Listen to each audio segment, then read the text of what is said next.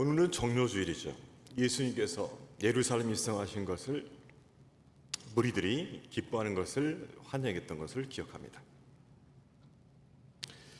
그렇지만 당시 예루살렘에 있던 유대인들은 예수님이 오시는 것을 기뻐해야 할 이유를 갖고 있었죠. 그것은 그들이 기다리던 다윗과 같은 메시아가 아닐까, 정치적 메시아가 아닐까, 아니면 그 정도는 아닐지라도 뛰어난 선지자는 아닐까라고 생각했을 거예요. 그러나 그들이 정말 예수님을 맞이해야 할 진정한 이유, 그것은 다른 것이 있었어요. 바로 그것은 그들을 죄로부터 구원할 메시아로 오셨기 때문이죠. 자, 그것은 이미 구약에 충분히 예언이 되어 있었습니다. 특별히 이사야 선지자를 통해서 예언하셨죠. 특별히 오늘 본문을 보게 되면 예수님께서 이 땅에 오신 이유, 또 우리가 기뻐해야 할 이유를 분명하게 말씀하고 있습니다. 자, 우리 1절 말씀 먼저 같이 읽겠습니다. 우리가 전한 것을 누가 믿었느냐? 여호와의 팔이 누구에게 나타났느냐? 이미 예수님께서 오실 것이 예언이 되었죠. 자, 그런데 그 예수님께서 오셨을 때 잘 믿지 않을 것이라는 거죠. 예수를 믿지 않고 배척할 수 있다는 것을 또한 미리 예언하고 계시죠. 자, 그렇다면 왜 예수님께서 여호와의 종으로 메시아로 오셨는데 믿지 아니하고 배척받게 될 것일까? 자, 우리 2절 말씀에서 알 수 있겠습니다. 자, 우리 2절 말씀도 있습니다. 그는 주 앞에서 자라나기를 연한 순 같고 마른 땅에서 나온 뿌리 같아서 고운 모양도 없고 풍채도 없은즉 우리가 보기에 흠몰 만한 아름다운 것이 없도다.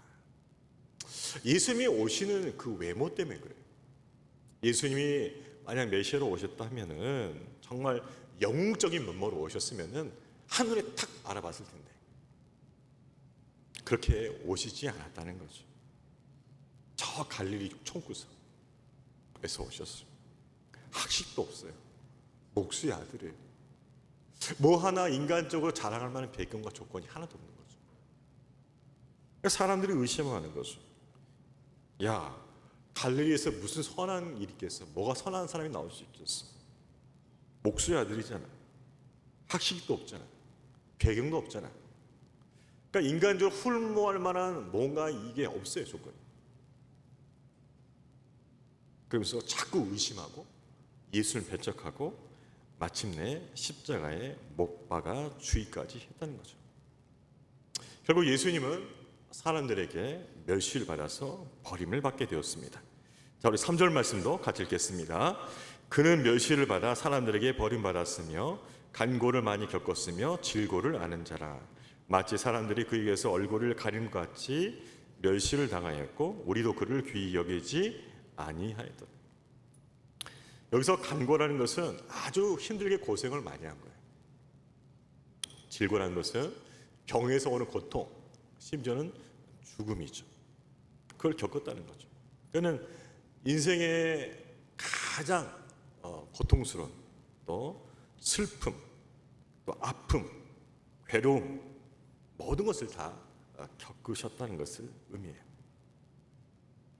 예수님은 이 땅에 인간으로 나셔서 정말 모든 질병, 아픔, 고통, 슬픔, 괴로움 다 당하셨습니다. 날 때부터 그러셨죠. 날 때부터 말구에 태어나셨고 또 헤로드 왕이 핍박을 해서 애굽으로까지 도망을 가셨고요. 또 어린 나이에 부친이 돌아가셨어요. 요셉이 돌아가셔서 가장으로서 또 그 집안을 책임져야 했었어요. 공세를 시작하시면서는 대적들에게 얼마나 많은 핍박을 받으셨습니까?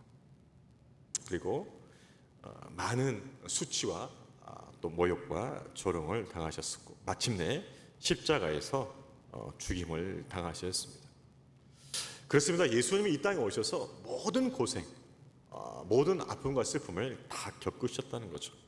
자, 그렇다면 예수님께서 왜 이렇게 모든 슬픔, 고통, 괴로움, 아픔, 심지어 죽음까지 다 겪으셔야 했는가? 그것은 예수님께서 우리의 완전한 대속물이 되어주시기 위해서 그렇습니다. 예수님께서 우리의 완전한 대속물이 되어주시려면 완전한 하나님이시고 완전한 인간이셔요. 그분은 하나님 아들이시기 때문에 완전한 하나님이시는 분명해요. 자, 그런데 완전한 또한 인간이 되어주셔야만 우리의 대속물이 되어줄 수 있죠. 자, 그런데 이 완전한 대속물이 되기 위해서 인간이 되신 것인데 단순히 몸만 인간의 육신을 입고 나서 십자가에 달려 돌아가지 않으셨다는 거죠. 우리 인생이 겪어야 할 모든 여정과 그곳에서 겪어야 할 아픔과 고통, 슬픔, 괴로움들을 다 당하셨다는 거예요. 진짜 인간이라고, 진짜 인간.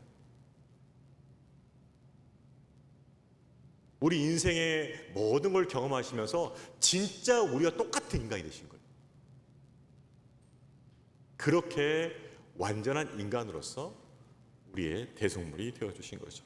또 한 가지, 예수님께서 그런 모든 질고와 아픔과 고통과 그 모든 괴로움을 다 당하신 이유는 무엇인가?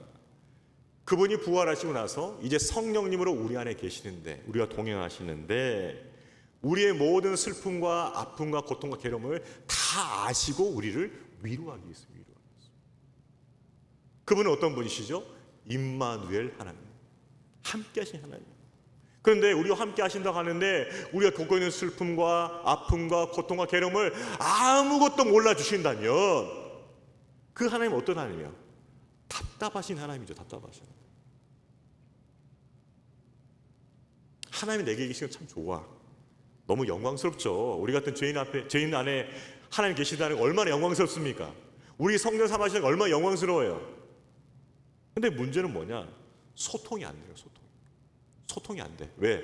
그분은 네가 겪고 있는 그 아픔과 고통과 슬픔과 괴로움을 몰라. 이러면 어떻게 되겠어요? 계시긴 계시는데 소통이 안 된 하나님이라는 거죠. 그러니까 어떻게 해요? 위로를 못 받는 거죠. 그분 앞에. 그런데 그분이 이 땅 가운데 계시면서 모든 슬픔과 아픔과 고통과 괴로움을 다 겪으셨으니까 우리가 이 땅에 살면서 겪는 그런 모든 온갖 어려움과 역경들을 뭐예요? 다 이해해 주실 수가 있다는 거죠. 그래서 뭐예요? 진정 위로의 하나님이 되어 주신다는 것, 이것이 우리에게 진정 기쁨이 되는 줄로 믿습니다. 그래서 그러신 거예요. 그래서 완전한 대속물로서 완전한 인간이 되실 뿐만 아니라 우리의 완전한 위로자가 되기 위해서 그 온갖 고통, 아픔, 슬픔, 괴로움 다 당하신 거예요. 그래서 우리가 그런 시간을 보내고 있을 때, 우리가 아파하고 슬퍼하고 괴롭고 낙심 가운데 있을 때 우리를 찾아와 주셔서 우리를 진정 위로해 주시는 참된 위로자가 되시는 줄로 믿습니다. 그게 바로 그 이유예요.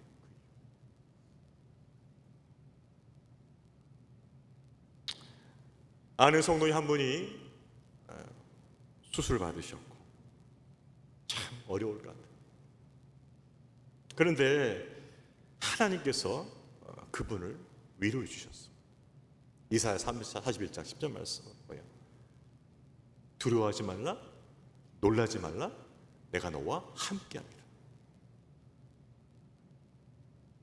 내가 너와 함께하고 뭐예요? 내가 너를 참으로 도와주고 나의 의로운 손을 붙들리라 말씀하시고. 여러분, 우리가 사람들 받는 위로도 참 감사해요, 그죠? 근데 하나님께서 성령의 감동을 주신 그 위로는 우리의 모든 마음과 생각을 다 온전케 회복시켜 주시고 그분의 기쁨과 은혜와 평안 가운데 거하게 하시는 능력이 있는 줄로 믿습니다. 그래서 하나님 위로가 정말 필요한 거예요. 근데 그분은 충분히 그러실 수가 있다. 왜? 다 겪어봤으니까. 여러분, 우리 안에 계신 하나님이 바로 그런 분이신 줄로 믿으시길 바랍니다. 그래서 그분 앞에 더 가까이 나가시길 바랍니다. 그분의 위로로 채워주시길 바랍니다. 그분이 진정한 위로자예요. 왜? 다 겪어보셨으니까. 얼마나 감사해요. 그러니까 우리 하나님은 우리와 소통이 되신 하나님이시죠. 우리를 진정 위로할 수 있는 하나님이시죠. 그 하나님 믿고 신뢰하고 그 하나님께 더 가까이 나가서 그 은혜와 위로의 풍성함을 누리시는 복된 성도들 되시기를 주님의 이름으로 축원합니다. 그래서 우리 하나님 좋으신 분이에요. 좋으신 하나님. 자, 이 예수님께서 진정 우리 위로자가 되신 예수님께서 우리를 위해서 고난을 당하시고 십자가에서 죽으셨습니다. 자, 그 십자가의 죽으심으로 우리에게 행하신 일은 무엇일까요? 자, 우리 4절과 5절 말씀도 같이 읽겠습니다. 그는 실로 우리의 질고를 지고 우리의 슬픔을 당할거늘 우리는 생각하기를 그는 징벌을 받아 하나님께 맞으며 고난을 당한다 하였노라. 그가 찔림은 우리의 허물 때문이요 그가 상함은 우리의 죄악 때문이라. 그가 징계를 받음으로 우리는 평안을 누리고 그가 채찍에 맞으면 우리는 나음을 받아. 여러분, 예수님 십자가에 달려 돌아가신 것은 자기 죄 때문이 아니에요. 그분은 하나님의 아들이시고 죄가 없으신 분이죠. 우리의 죄 때문이죠. 우리의 죄들 때문에, 우리의 죄와 허물 때문에 예수님께서 십자가에 돌아가셨던 거죠. 그리고 나서 우리에게 주신 것이 뭐예요?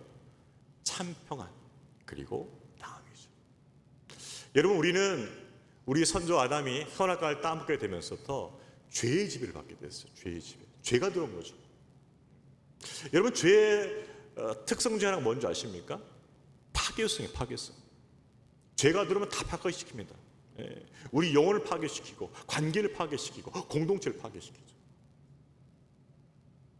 상처가 나요. 아픔이 느껴져요. 고통이 느껴져요. 뭐가 필요해? 치유가 필요한 거죠. 그런데 그 죄로부터 해방되어서 우리를 회복하기 위해서, 우리에게 나음을 주기 위해서 예수께서 십자가에 달려 돌아가셨다는 사실이에요. 그래서 우리는 죄와 사망으로부터 자유하게 되고 이기게 되고 승리하게 된 줄로 믿습니다. 또 한 가지는 뭐예요? 참된 평안이에요. 여러분, 죄가 우리 안에 들어오면서 가져온 게 뭔지 항상 두려움이에요. 두려움. 염려, 근심, 걱정, 두려움. 그러니까 평안이 없어요. 뭔가 우리 취미나 뭔가 즐거운 것에 잠깐 매달려 보지요. 그것을 잊기 위해서. 그러나 잠깐 지나면 깨닫는 게 뭐예요? 그것들이 참된 만족과 평안을 주지 못한다는 거죠. 종교개혁자 칼빈이 말했습니다. 하나님께서 인간을 만드실 때, 애초에 만드실 때 그 영혼에 하나님으로만 채워질 수 있는 공간을 만들어 두셨다. 하나님으로만 채워지는 공간을 따로 만들어 놓으셨어요. 따로. 그렇기 때문에 그 공간은 하나님만 들어오셔야만 인간이 참된 평안과 행복을 갖게 돼요. 자, 그런데 우리가 죄를 범하고 나서 뭐예요? 그 관계가 깨진 거죠. 그런데 우리의 이 빈 공간, 하나님으로 채워야 할 그 공간은 여전히 남아있죠. 그래서 우리는 본능적으로 그 공간에 뭔가를 채우고 싶어요. 그런데 하나님을 채우지 못하니까는 다른 것으로 마구마구 채우는 거죠. 물질로 채우고, 세상적 즐거움을 채우고, 권력으로 채우고, 뭔가 내가 좋아하는 그 어떤 것을 즐거움으로 채우고, 아무튼 채워야 돼. 안 채우면 불안해. 근데 문제는 무엇입니까? 마치 소금을 먹는 것 같이 채워도 만족함이 없다는 것이죠. 그래서 오히려 채워진다 하는데 더 공허해지는 거죠. 그리고 뭐요? 영혼은 더 피폐해진다는 거죠. 그게 뭐예요? 우상숭배예요. 우상숭배. 하나님이 들어갈 공간에 다른 세상 것들이 들어와서 채워졌다 보니까 참된 만족을 못 느껴요. 곧 뭐예요? 갈증을 해서 곧 뭐예요? 또 뭔가 필요해요. 만족이 안 돼요. 그런데 자꾸 거기에 매달려 보면 우리 영혼은 피폐해집니다. 남들 볼 때는 괜찮아, 나 잘 살고 있어 말은 하죠. 그러나 자기 속으로는 지금 골마 터지고 있다는 걸 알아요. 자기는 이게 아닌데, 내가 살아도 사는 게 아닌데 안다는 거죠. 왜? 하나님으로 채워져 할 그 공간이 다른 것으로 채워져 있기 때문이죠. 여러분, 하나님으로 채워져 그 공간이 예수 그리스도로 말미암아 하나님께서 우리에게 오심으로 온전하게 채워져서 생명의 은혜를 충만하게 누릴 수 있게 됨을 감사하시기를 주의 이름으로 축원합니다. 여러분, 우리는요 그 공간이 채워졌어요. 어떻게? 예수 그리스도를 믿음으로 하나님께서 우리 안에 다시 거하심으로 그 생명의 충만함을 누리게 된 줄로 믿습니다. 그러니까 예수 믿는 게 복인 거죠. 우리 로마서 배웠잖아요. 예수 믿는 것이 복이라. 여러분이 예수 믿지 않고 하나님이 여러분에 거하지 않으면은 여전히 세상 사람들처럼 그렇게 헤맬 거예요. 여기 기웃, 저기 기웃, 그렇게 헤매고 있을 거예요. 아직도. 그러나 예수를 통해서 생명이 우리에게 주어졌고 그 생명 가운데서 참된 만족과 평안을 누리게 된 줄로 믿습니다. 예수 때문에. 그러니까 예수님 때문에 우리가 나음을 얻었고 예수님 때문에 참 평안을 얻게 되었다는 것이죠.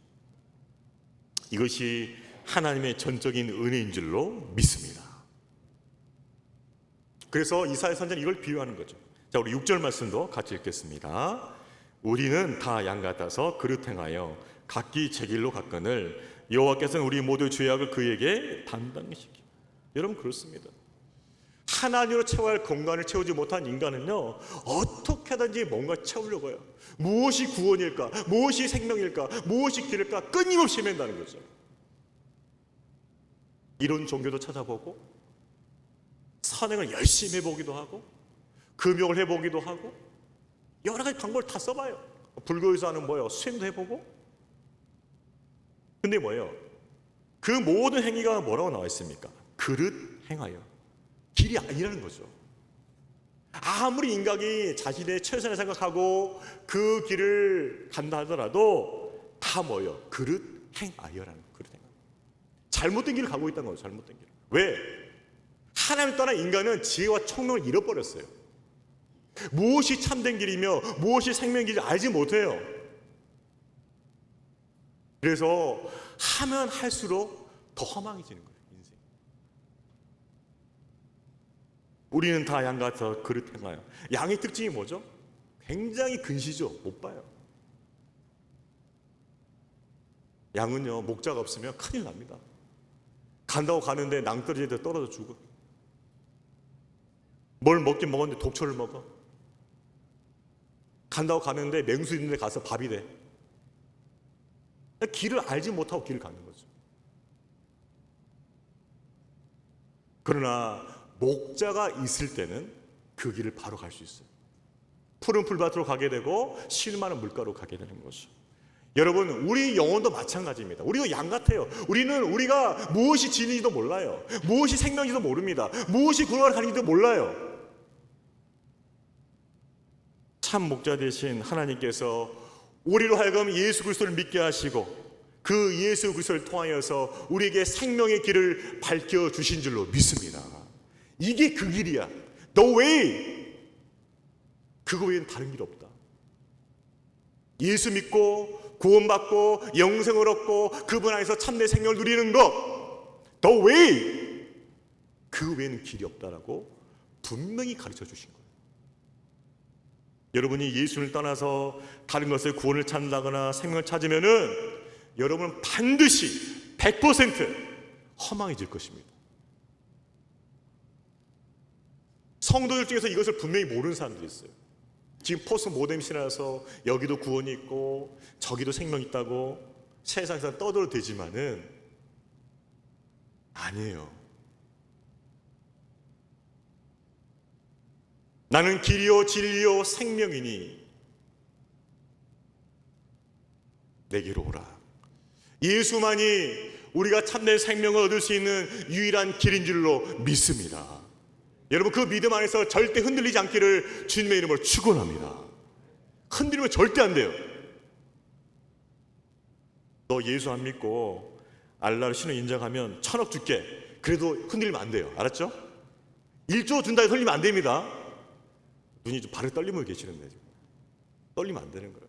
1조를 주든 몇 억을 주든 눈이 떨리면 안 된다는 거죠. 왜? 그거 가짜니까. 그거 진리가 아니니까. 그거 거짓이니까. 여러분에게 아무리 많은 걸 약속한다 할지라도 주 예수보다도 더 귀한 것은 없네. 이 고백은 흔들리면 안 된다는 것이. 예수 안에 참된 생명이 있는 줄 알고 그 예수 안에서 영원한 생명길을 똑바로 걸어가는 저와 여러분 되기를 주의 이름으로 축원합니다. 우리 옆에 거부해 볼까요? 예수님밖에 없습니다. 믿습니까? 맞습니다. 그 길이요, 그 길. 예수님 십자가 대속의 길, 그 길밖에 없어요.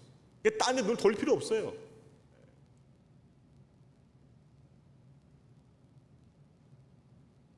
그래요. 예수님은 우리 죄를 구원하기 위해서 십자가에서 돌아가셨습니다. 자, 그런데 우리가 마지막 생각해 볼 것은 이것이요. 예수님께서는 이 십자가 대속 사역을 어떻게 감당하셨는가라는 거죠. 자, 우리 7절 말씀 같이 읽겠습니다.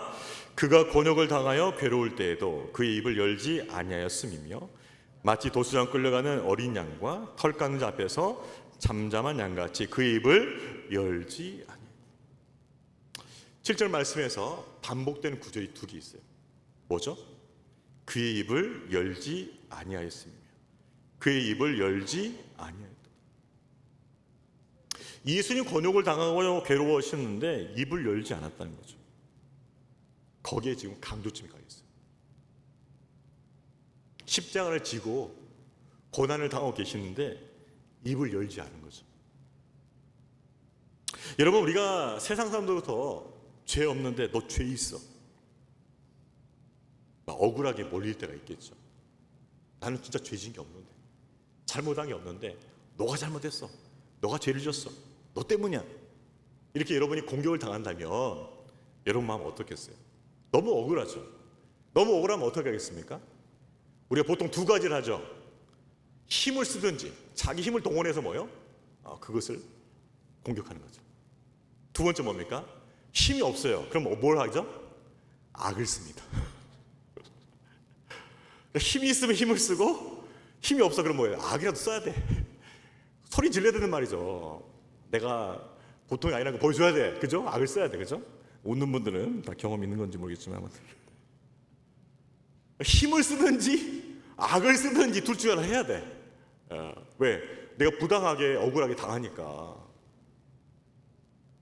그런데 예수님은 어떻게 하셨어요? 예수님은 힘도 안 썼고 악도 안 썼다는 거죠. 이게 중요해요. 왜 힘이 없었겠어요? 예수님은요, 당장 명령만 하시면 하늘에서 천사 12군단이 그 자리에 내려옵니다. 내려와. 바로 내려와요. 그런데 안 부르셨다는 것이죠. 악을 쓸 수 있었겠죠. 예수님 얼마나 유창하게 말 잘하십니까?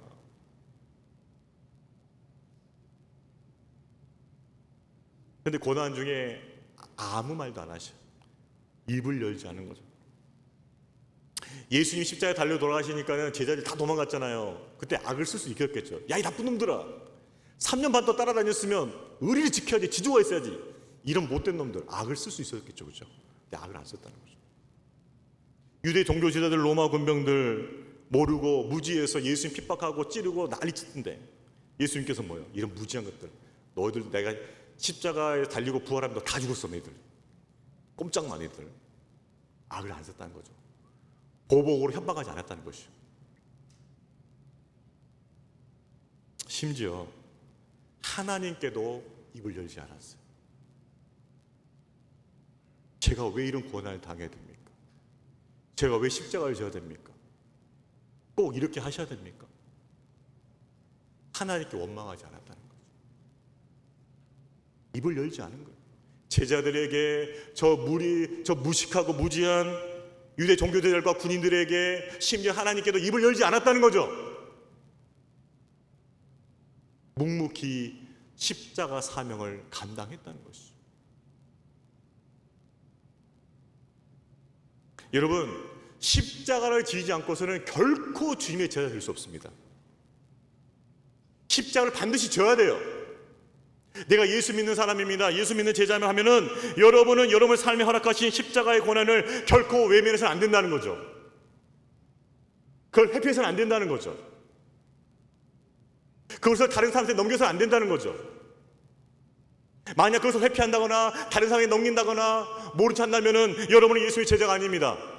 분명히 말합니다. 예수님의 제자 아니에요.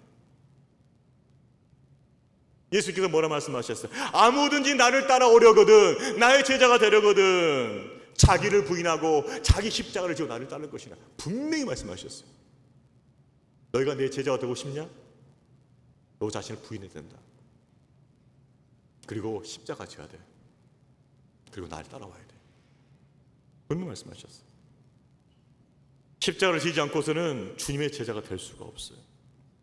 그래서 우리는 십자가가 주신 것을 믿음으로 감당해야 돼요. 아, 이게 내 십자가구나. 어떤 분은 남편이 십자가예요. 어떤 분은 자녀가 십자가예요. 어떤 분은 말할까 말까 우리 샘토원이 십자가. 이미 해버렸네. 어떤 분은 상사가 십자가야. 저 사람만 없었으면. 부하 직원이 십자가. 자꾸 막 나를 신경질 나게 하는 어떤 그런 사람이 십자가예요. 어떨 때는 사역이 십자가예요. 이게 사역이 만만치 않거든요. 이 사역에 무기감이 있다면 무기감. 우리 대충 할 수 없잖아 사역을. 책임감을 해야 되잖아. 이 십자가예요 사역.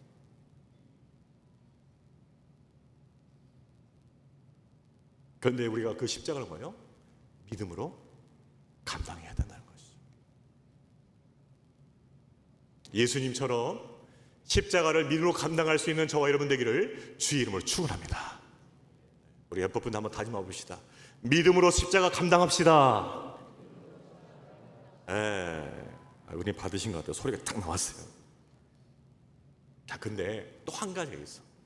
자, 십자가를 감당하는 데 있어서 십자가를 감당하는 제자가 돼서 또 한 가지는 뭡니까 하면 입을 열지 말라는 거예요. 입을 열지 말라.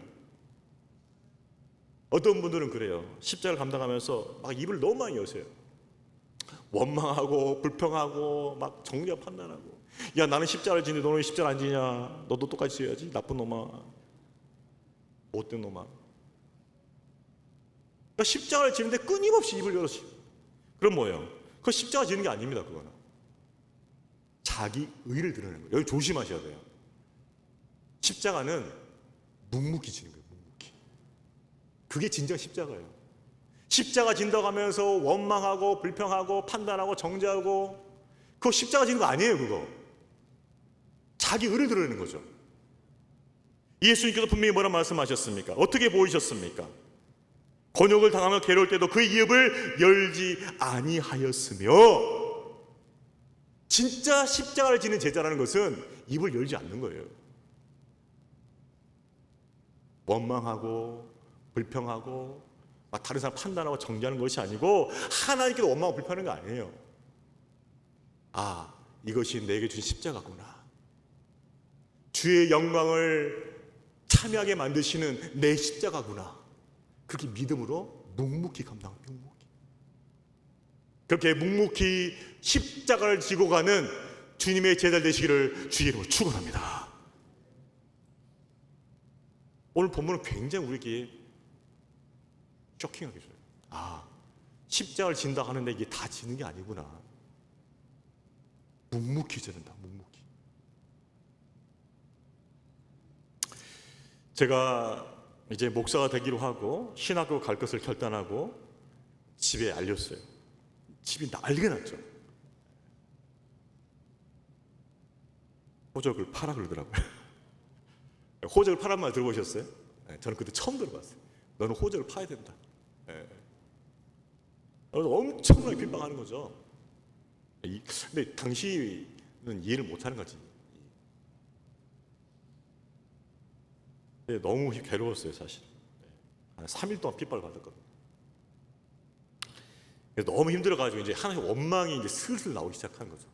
하나님, 아니 내가 주께 순종해서 이거 하는데 이렇게까지 제가 모욕을 당하고 이렇게까지 제가 힘들었겠습니까? 라는 그 마음이 살며시 이제 나오기 시작하는 거죠. 내 마음속에. 그때 성령께서 감동으로 스치듯 주신 말씀이 있어요. 내 십자가를 지라.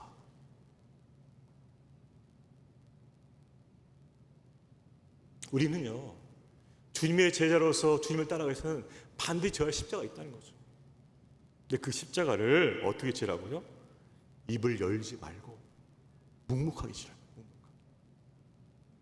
우리 십자가 지면서 순종한다고 하는데 때로는 좀 힘드니까 막 원망해. 하나님 이럴 수 있습니까? 또 우리 지체될 때 막 원망하고. 그게 아니라는 거죠. 예수님은 하나님께도 입을 열지 않으셨고, 배신한 제자들 입을 열지 않았고, 저 무지한 자기 핍박하는 자들에게도 입을 열지 않았어요. 묵묵하게 십자가를 지셨다는 거죠. 이것이 진정한 십자가라는 것입니다. 이렇게 진정한 십자가를 걸어갈 때 우리의 보배로운 그 믿음을 보시고 저와 여러분의 삶을 복되게 하실 것이며 그리스도의 영광에 분명히 참여하게 하실 줄로 믿습니다. 여러분, 우리 십자가만 보는 것이 아니에요. 십자가 뒤에 뭘 봐야죠? 그 있을 부활의 영광까지 봐야 돼요. 우리에게 지는 그 고난의 십자가를 질 뿐만 아니라 우리에게 주실 그 부활의 영광, 그리스도의 영광까지 바라보면서 묵묵히 십자가를 지시는 저와 여러분 되기를 주의 이름으로 축원합니다. 말씀을 정리하겠습니다. 이제 고난주간을 우리가 보내게 됩니다. 예수님 묵상하죠. 우리 위해서 찔리시고 상하신 그 예수님, 그래서 우리에게 나음과 참 평안을 주신 예수님 묵상할 것이요. 근데 거기서 끝나면 안 되는 거죠. 왜? 나를 제자로 부르셨으니까. 우리 예수님의 길만 묵상하고 나의 길은 묵상 안 해요. 그러나 우리 묵상은 나의 길까지 묵상을 해야 돼요. 나보다 먼저 앞서가신 그 예수님처럼 나도 나를 부인하고 내 십자가를 지되 묵묵히 져야겠다. 그 묵상과 고백의 길을 주의 이름으로 축원합니다. 그리하여서 주님께서 너는 나의 제자다. 그 칭찬의 그 축복이 있기를 주의 이름으로 축원합니다. 한 주간 동안 예수를 묵상하면서 그 십자가의 사랑으로 새롭게 감동되어지고 그 십자가의 사랑으로 제자된 삶을 살아가기를 결단하는 저 여러분 되기를 주의 이름으로 축원합니다. 우리 다 같이 찬양하셔서 이 찬양 부르겠습니다. 아버지 사랑 내가. 여러분의 삶의 믿음의 동력은 무엇이죠?